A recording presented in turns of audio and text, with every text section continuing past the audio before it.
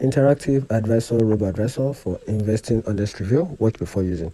Interactive Advisor is a subsidiary of Interactive Broker, offer a unique blend of robo-advisor service and access to professional managed portfolios.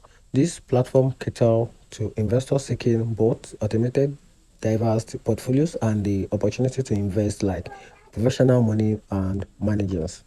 And here are the key features about this platform, which is a diverse portfolio section and also a social responsible investing, which is RSI, which enable the platform to offer a portfolios focused on the environmental, social, and governance factors, catering to investors interested in ethical investing. And also tax loss harvesting.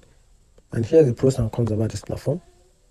So talking about the pros, it has a customizable investment option and also give access to professional management. And here's the downside, which is a limited account type and a lack of cash management and planning tools. And here the overall conclusion.